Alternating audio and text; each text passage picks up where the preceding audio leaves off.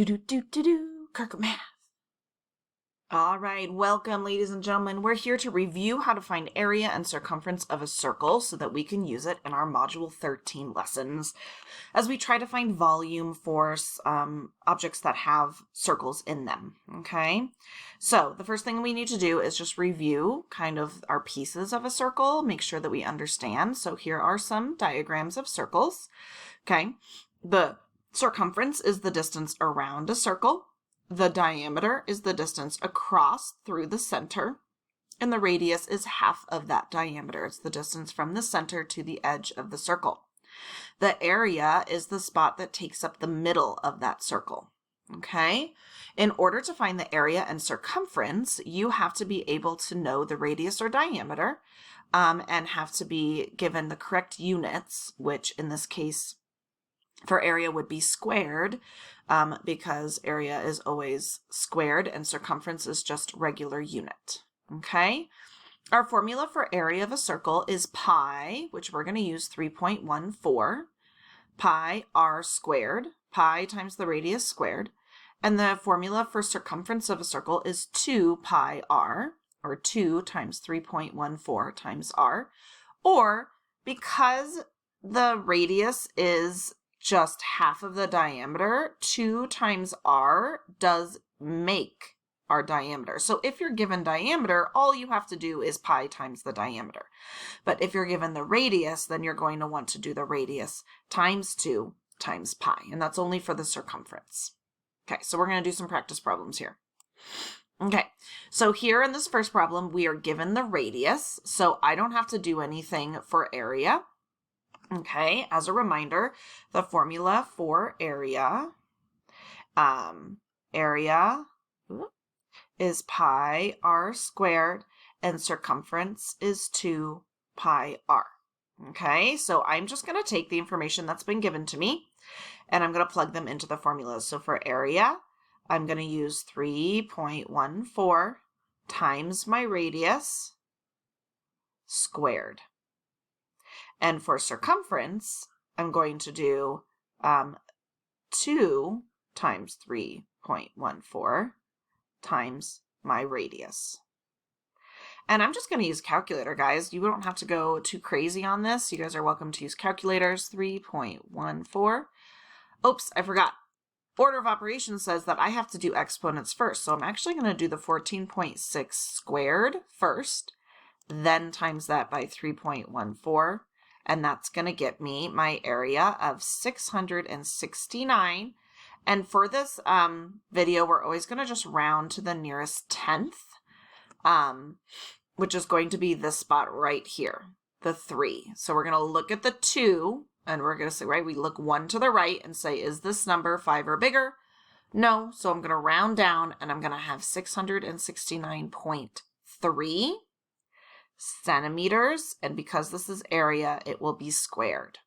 Okay, then for circumference, we are going to clear. We're going to do we're just basically going to multiply straight across. We're going to do 2 times 3.14 times the radius, 14.6. And again, we're going to round to the 6th or the 10th spot, which is going to be, we're going to look at the 6, go 1 to the right. If this is 5 or bigger, we're going to make the 6 go up. So it is. So we're going to do 91.7.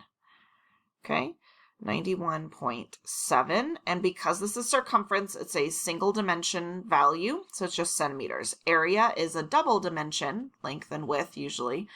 And so it's squared. And there you go. It's as simple as that. Okay, we're going to do another one now, except this time it's going to have the diameter that's given to us, which for circumference won't really matter because if you remember, another formula for circumference is just the diameter times pi.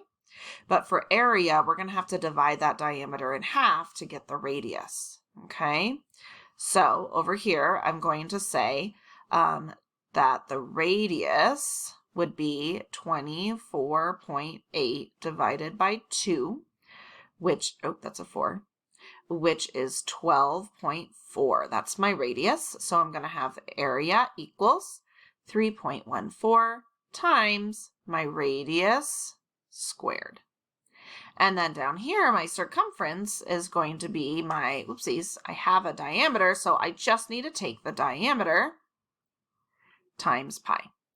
Now, you can do this same formula. You could do the radius for circumference too, especially if you forget about the diameter. It's just that we kind of divide by 2 and then multiply by 2, which are opposites. It just kind of saves you time. But again, I'm just going to use my calculator here, and I'm going to do 12 for the area, 12.4 squared times 3.14. So that's going to get me 482 point, and then I'm going to look 1 to the right of the tens place. This is less than 5, so I'm going to keep that 8. 48.28. Whoopsie, 482.8 millimeters squared.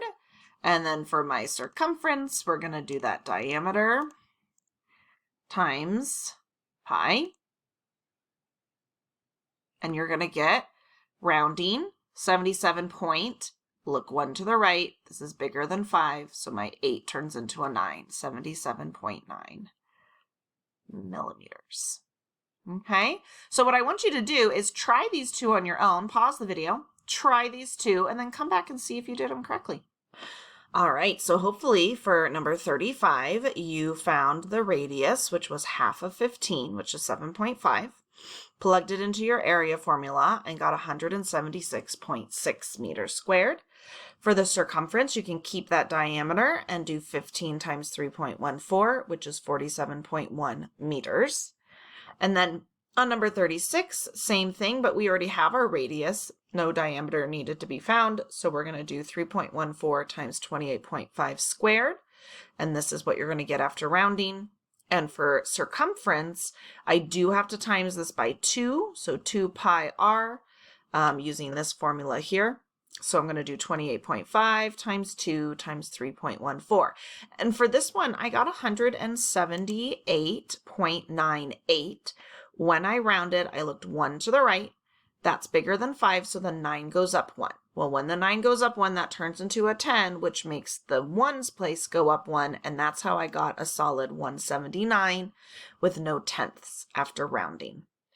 All right, well, good luck at practicing this because you're going to need it for our volume of cylinders, cones, and spheres. If you have any questions, ask me in class.